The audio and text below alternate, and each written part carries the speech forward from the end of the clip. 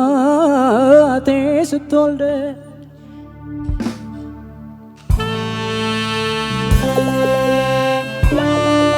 መቻ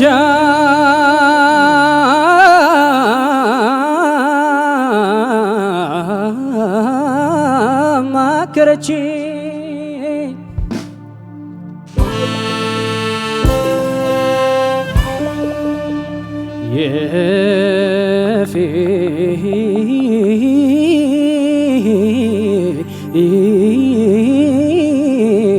የፊት ጎዴን ትታ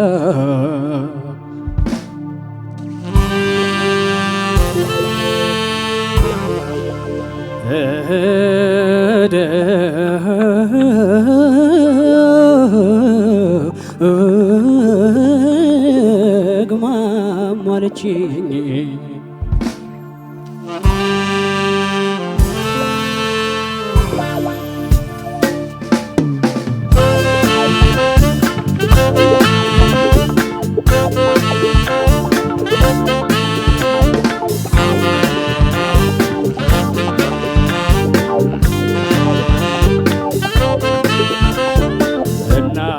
ስትወልደኝ መቻ ማከረችኝ የፊት ጎዴን ትታ ደግማ ማለችኝ ሳኮኝ በልጅነት አለቀስኩ አድጌ የትላንቱ ለጋ ዛሬ ገንዘውልኝ እናቴ ስትወልደኝ መቻ ማከረችኝ የፊት ጎዴን ትታ ደግማ ማለችኝ በምጥ መጠበቧን እምዬ ስትወልደኝ ማስተማሯ ኖሯል ኖሮ እንደሚጨንቀኝ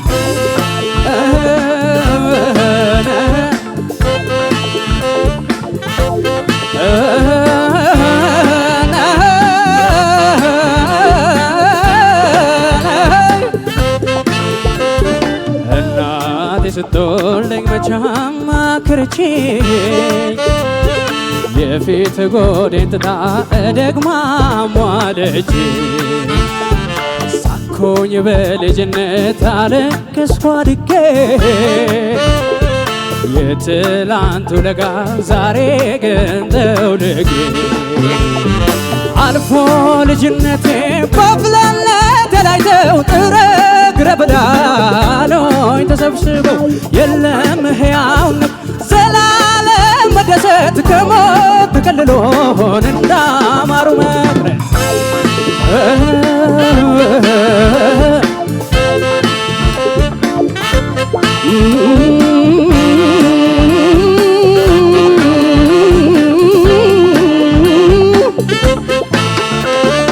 እናቴ ስትወልደኝ መቻ ማከረችኝ የፊት ጎዴን ትታ ደግማ ማለችኝ ሳኮኝ በልጅነት አለቀስኩ አድጌ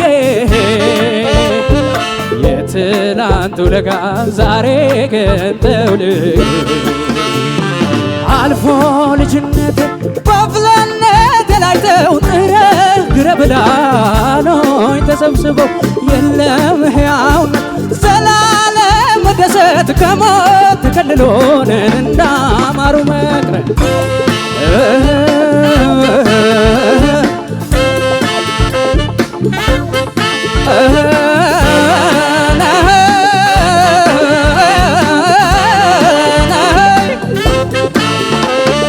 እናቴ ስትወልደኝ መቻ ማከረችኝ የፊት ጎዴን ትታ ደግማ ማለችኝ ሳኮኝ በልጅነት አለቀስኩ አድጌ የትላንቱ ለጋ ዛሬ ገንዘውልኝ የትላንቱ ለጋ ዛሬ ገንዘውልኝ የትላንቱ ለጋ ዛሬ ገንዘውልኝ የትላንቱ ለጋ ዛሬ ገንዘውልኝ የትላንቱ ለጋ ዛሬ ገንዘውልኝ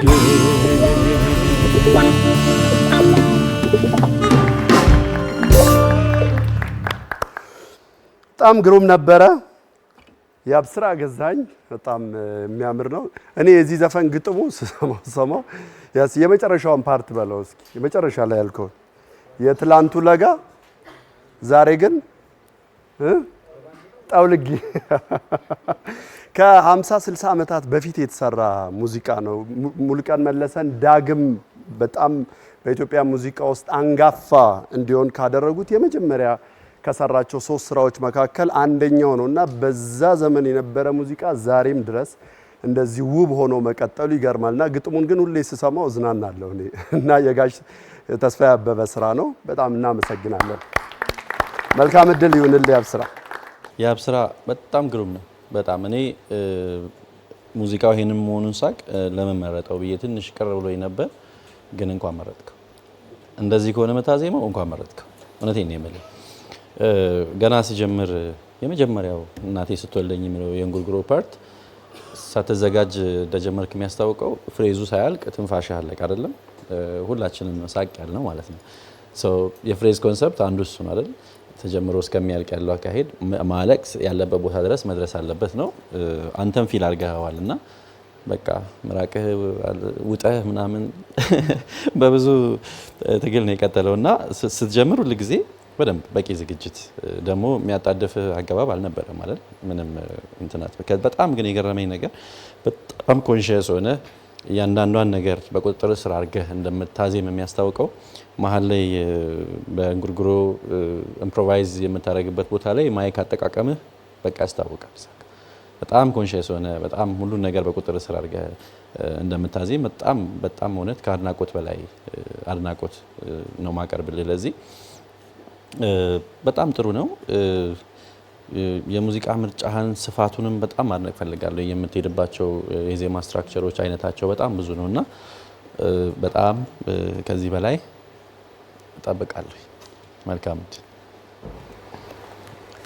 ያብስራ ገዛኸኝ የሙሉቀን መለሰን እናቴ ስትወልደኝ የሚለውን ዜማ ነው ያመጣው። በጣም ቆንጆ ምርጫ፣ በጣም ቆንጆ ፐርፎርማንስ ነበር ያሳያል። ደግማሙ አለችኝ እደግ ገዛኸኝ ማን ነው ያብስራ ነው የሚል አባት በገዛኸኝ ስም ልጠራ ነበር። ያብስራ በእውነት እደግ ተመንደግ። እንጉርጉሮቹ በጣም አንደኛ ነበሩ። ብዙ ቦታዎች በቃ ለማሳመር የተጠቀምክባቸው ነገሮች በሙሉ ገዢ ነበሩና ሙዚቃውን በደንብ ነው ወደኛ እንዲተላለፍ ያደረከው። ይሄ መቼም ለጥቂት ሙዚቀኞች የሚሰጥ እድል ነውና እውነት ያብስራ ደግ ብቻ ነው የምለው።